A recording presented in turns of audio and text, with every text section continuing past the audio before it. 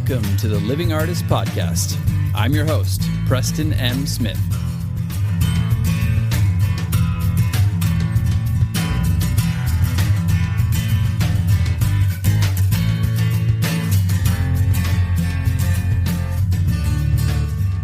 Hey, everybody. Welcome to the Living Artist Podcast. I'm Preston M. Smith, at PMS Artwork everywhere on internet land and socials. I want to thank you for landing on this podcast. Whether you're a professional artist, just getting started in the art world, a collector of art, or just consider yourself a creative person, this podcast has something for you. I like to think of it as a fun way to rant and talk to other creative people about living the life of an artist, surviving and getting ahead in the art world, and enjoying your life. But most importantly, not waiting until you're dead to make it happen. All right, let's get started.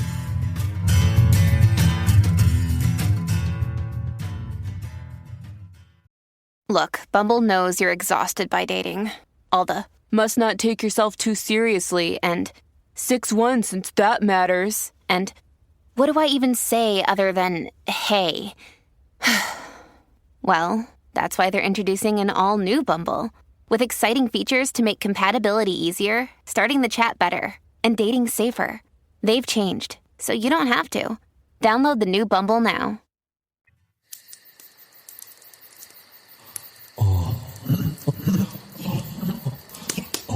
Beavis? Yeah. I think our neighborhood's on fire. Yeah, fire. Yeah, fire. Shut up, dumbass. Yeah, shut up. Fire. Yeah, shut up, fire. Beavis? Oh, you're on fire.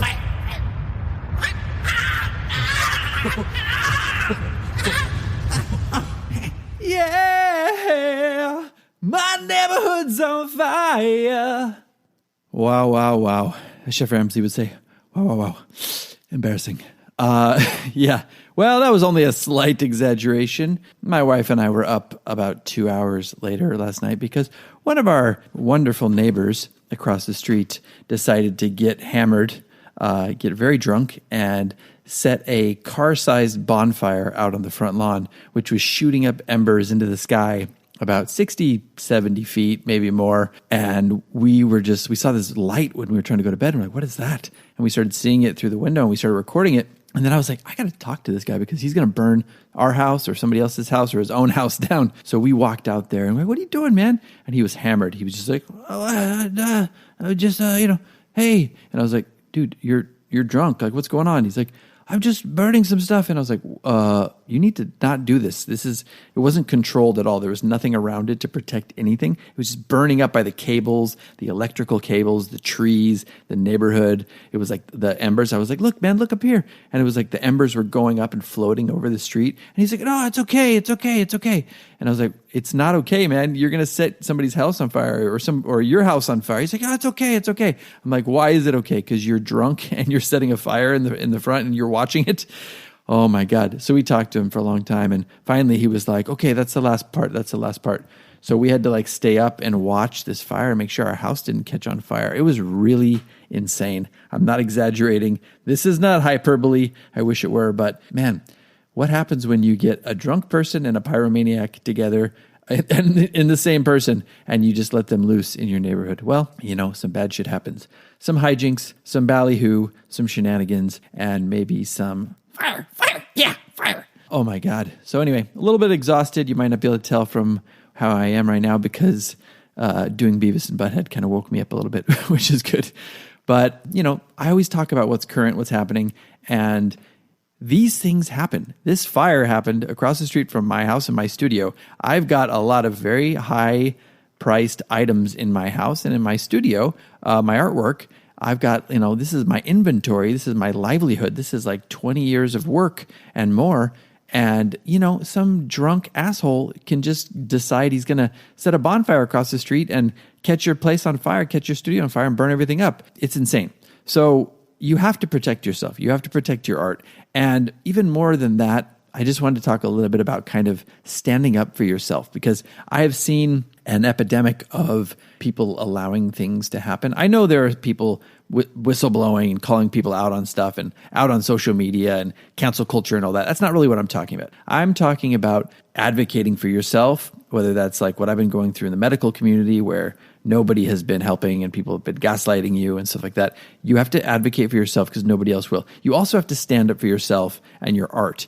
If you are being screwed around, if you are being targeted by a scammer, if you are being manipulated by a gallery, if you're being manipulated by a collector or another artist or group of artists, or somebody's putting your livelihood in danger, like happened last night to us, if somebody's infringing upon your safety or your family's safety, your wife's safety, you got to stand up for yourself. I know a lot of people are afraid. Like everybody in the neighborhood last night, I saw people taking pictures from their windows.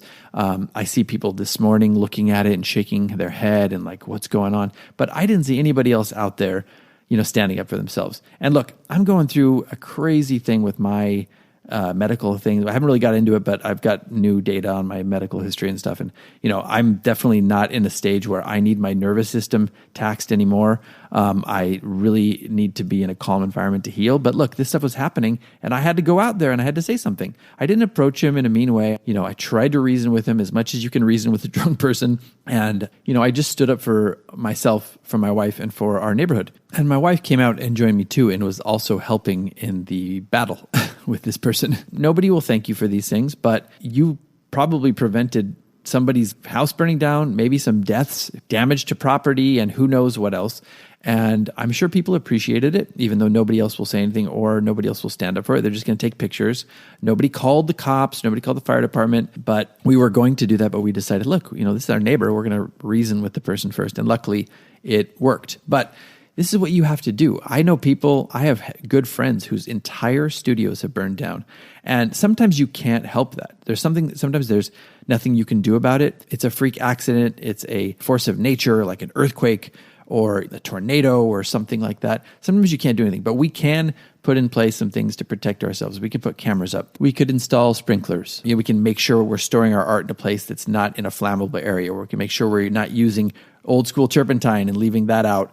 We can make sure that there's not a lot of flammable materials around our artwork. We can try to make sure that we don't rent studios in places where buildings are not up to code, or there's leaks in the environment, or there's other people who are behaving badly around you, or like maybe you've got a studio next door to you where somebody's just a maniac. Who knows? You got to kind of vet these things and you got to look out for yourself, because a lot of people just go, well, this is fine. It's fine until it's not. And I'm not one of those people who is all doom and gloom and conspiracy theory oriented and like keeps myself up at night with things like this. But you really do have to protect your art. You got to protect yourself. You got to protect your energy, like I put on my podcasts, in the past.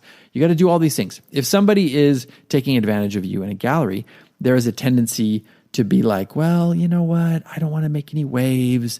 It's the art world. You kind of get afraid that you're never going to work again, or you're never going to be able to work with a gallery again. Or, if you do something with a collector, it's going to spread, the news is going to spread, and nobody's going to buy your work anymore. That's not true. Now, I will caution you to say that you have to handle things in an appropriate manner. You don't need to just call people out on social media or do something in a way that's going to bring like shame to somebody. But you do have to stand up for yourself, and you do have to call people on their bullshit sometimes. And even if it's not that, you can remove yourself from the situation, right? Like I was at the point last night where I was like, I just want to move out of this neighborhood. We have other neighbors who've done some stuff in the past. I'm like, I just want to move out of this neighborhood. I want to be in a safer environment. But sometimes you can't do that. Sometimes it's not feasible to remove yourself. But if it is, just remove yourself from the situation. Remove your artwork from the situation. If you're in a bad gallery or in a bad group of artists or something that are bringing your energy down, that are making you feel less than, you can just remove yourself from it. I've talked about in past podcasts, you can block people who are trolling you online. Basically, what we're trying to do is we're trying to create an environment for ourselves where we can create our art, where we can express ourselves in a peaceful and enjoyable and protected and comfortable, creative environment, something that is not going to make you feel like there's a hindrance for you to create. Like I have people who pound up against my studio walls sometimes, and it's not the end of the world, but it does pull me out of my creative balance, and it does pull me out of my state of homeostasis, a place that I want to be in where it's like my safe, happy place. You want to make sure you're creating an environment for yourself where you do feel safe and you feel like you aren't being distracted or infringed upon in any way. So that's just something that I think is important to think about. Nobody else is going to really do this for you. People are kind of in their own worlds. They're busy. Sometimes they don't realize. Sometimes they're drunk. Sometimes they are a pyromaniac. You never know what you're going to deal with. So the burden kind of is upon us to make sure that we are creating an environment that is safe and worthy of us being able to create and store our work and exist in this world. If you're putting yourself out there on social media and you're getting hounded or you're getting trolled, it's okay to stand up for yourself, say something to the person, and then if they don't back down and they keep hounding and trolling you, it's okay to block them. And then if that doesn't work and they hound you from a different place, it's okay to take some steps if you need to protect yourself, protect your art, and protect your mindset, because that's so important. And like I said, if you're in a gallery that is like sapping your energy or sapping your belief in yourself, and they're making you feel weird, or they're gaslighting you in some way, even though it's a gallery that's showing your work, maybe it's best for you to part ways and to be with somebody else. There's going to be other galleries. There's so many galleries out there. There's so many collectors out there. I think as long as you're doing something in a professional manner, it's not going to leave a stain on your reputation at all. If anything, it should leave a stain on these other people's reputation. If they're doing that to you, they're probably doing it to other people. And if you do something, chances are other people will follow. So I'm just really trying to talk a little bit about being brave, being bold, standing up for yourself when you need to. I'm not saying be a dick and, be aggressive with people for no reason. No, come in with the good energy that you have, be the great artist that you are. And then if people continue to do something to you that insults you or assaults you or hinders your progress as an artist, then it's time to take some steps. And you do that in a professional way. You do it in a way that honors you as a human being and as an artist, but also doesn't publicly shame or defame the other entity. It's just okay to part ways and be amicable and then move on to the next thing. So hopefully this has given you a little bit of food for thought. Hopefully you're not dealing with stuff like this in your life. I'm not talking about the fires and stuff like that, but obviously I hope you're not dealing with fires in your studio or whatever, or leaks or anything like that is really hard to control in your actual physical environment. But hopefully you're not also dealing with people trolling you. Hopefully you're not dealing with bad energy around you as an artist. Hopefully you're not dealing with entities that are taking advantage of you. We can talk about that a little bit more. If you have any questions, you can reach out to me on social media. And I would be happy to go into some of these in further detail, because believe me, in over 20 years of being an actor and a painter and even being in bands, I have dealt with some shady people. I've dealt with some shady circumstances, and I've dealt with a lot of people who've taken advantage or tried to take advantage of me or the situation. And I've also dealt with some amazing people and people who are wonderful, people that I have in my circle now that I love and protect me and honor me and want me to succeed and thrive as well. So there's the other side of the coin. But if there's anything you want to know about specifically, feel free to reach out to me. Otherwise, hopefully you're being safe out there. Hopefully you are creating some good work. Look forward to checking out your work on social media if you've reached out to me. Otherwise, have a great week, and we will see you next time.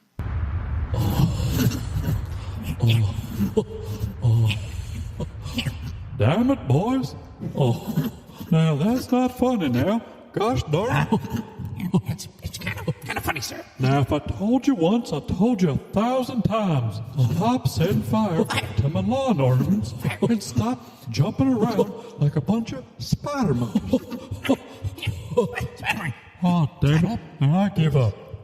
Go ahead and set your damn selves on fire if you want to. This has been the Living Artist Podcast. Thank you so much for listening. I just want you to know that I appreciate you being here, and I'm grateful to be in your ears. Your art and creative life on this planet is meaningful, so thank you for sharing it with me. If you like this podcast, whatever platform you're listening to it on, please subscribe and share it with your friends. You can also leave me a positive review to show your support. This helps me to reach more people with the algorithmic magic and keep the show going strong. If you want to see more of what I do and check out the art that I create, you can visit my website at www.pmsartwork.com or follow me on social media everywhere at PMS Artwork. That's it for now. See you back here next time.